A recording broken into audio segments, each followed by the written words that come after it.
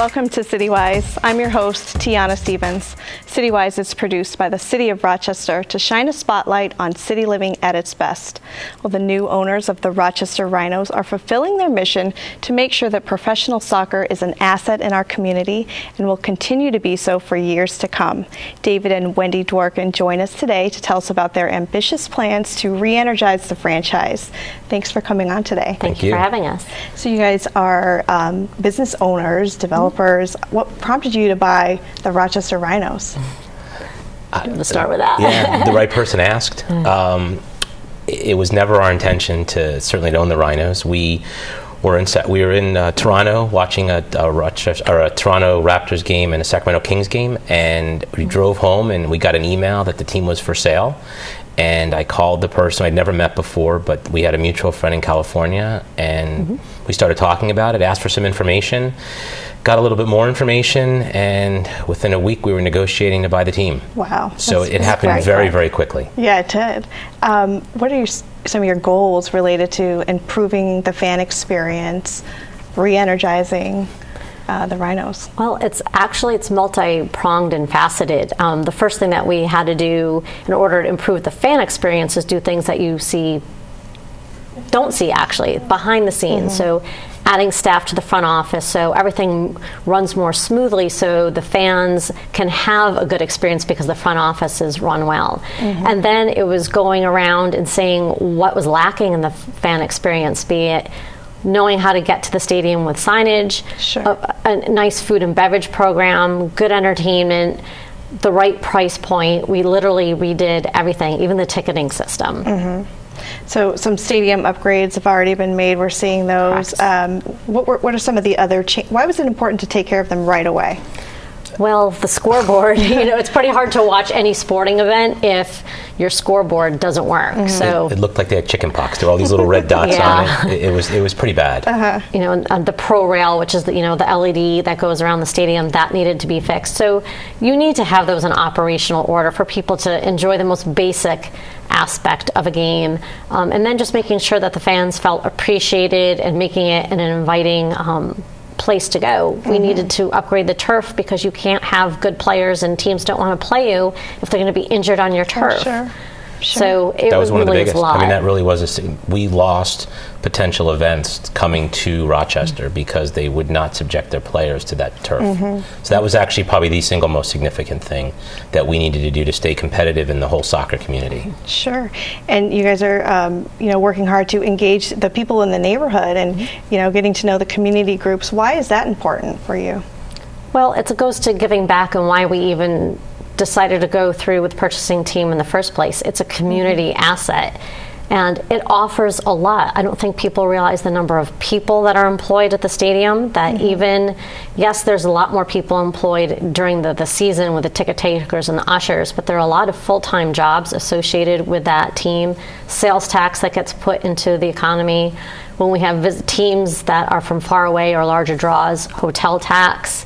There's a lot of things that go into it besides just playing soccer, and then giving back to the community, just being a good neighbor. And we just had an event at the stadium that really allowed people in the community that are literally next door to the stadium that have never had the opportunity to go into the stadium and see who we are as a neighbor. What was their reaction? It seemed wonderful. There are literally children, we were told today, that would sit on the rooftops and try and watch games, but not be able to go to the games. So these kids got to go into the stadium, meet the players. Coach Lilly sat and spoke to them, and then there were community outreach groups in the stadium for the parents, letting them know of city resources that are available to them. And then all those kids, if I can get a word in, and then all those kids all receive tickets and their families for a free game for our next game. Which, again, for us to be able to let those neighbors come to the stadium, I mean, it just seems like the right thing to do. Now, is there an update with the name of the stadium? So the stadium had been called, well, it's had a few names over its period, but it was Salem Stadium, and that was a 5-year contract that existed before we came in. And before we actually got into negotiations to buy the team, the Salem family basically terminated that naming contract. So it was without a contract while we were negotiating it. We ultimately bought the team. The stadium comes with the deal, so to speak. And we had sat down with the Salins, talked to them about, do they want to continue? What are their thoughts? And they had already sort of moved elsewhere in their resources. So it is, for the moment, it's Rochester Rhino Stadium, and we're going to try to find a partner for our stadium.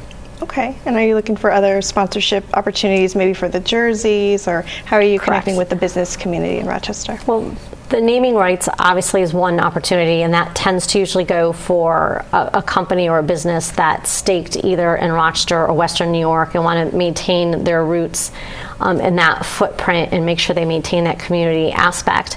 A jersey or naming rights can really be a company that wants a regional pull, because we play all up and down the eastern seaboard and go into Ohio. So a company that wants to make a splash in sports or extend their reach beyond just the Rochester market would be an ideal jersey partner.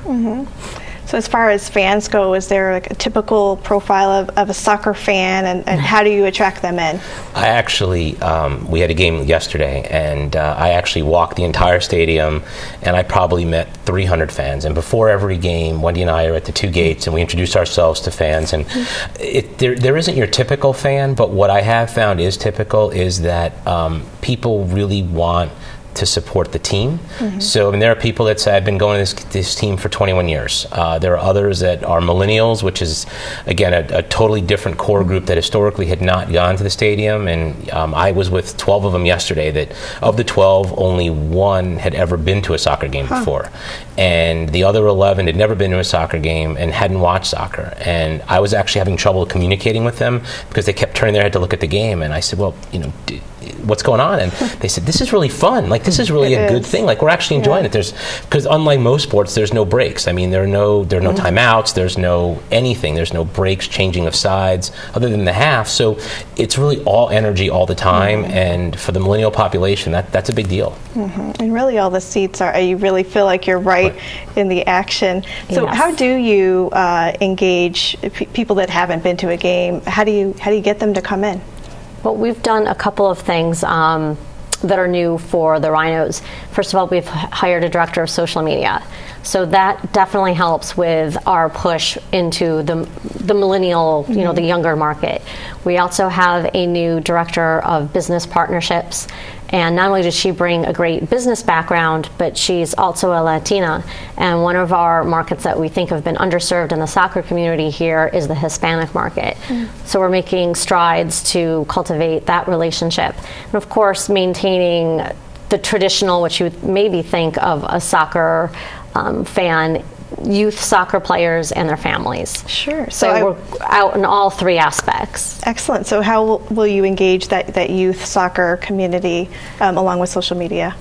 Well, the social media, I must say, I really leave to the social media experts. It's hard to be. They're very good at that, and it's hard to be on the forefront of that. So they've increased our Snapchat and our Twitter presence, and really just being much more creative than traditional business people are, and that's what they do. And then for the youth, we are actually setting up meetings with all the different youth soccer leagues and clubs around Rochester to foster that relationship. So we have something for everybody. Excellent. Finally, David, where do you envision the organization in 5 years? I've thought about that a great deal. The very short answer is you want to stay relevant, so you always want to be in the conversation as it relates to playoffs, as it relates to teams that are not only good on the field, but are good corporate citizens that are good for their community. You obviously want to win, you want to be successful, and you want to fill the stands. And I think if we accomplish that goal, I mean, we've been good on the field for 20 years. So if we can accomplish the goal of being a good team that's successful and relevant in 5 years and we fill the stands, we've done a great job here and we're happy. Excellent. Well, congratulations. Thank you so much for coming on today.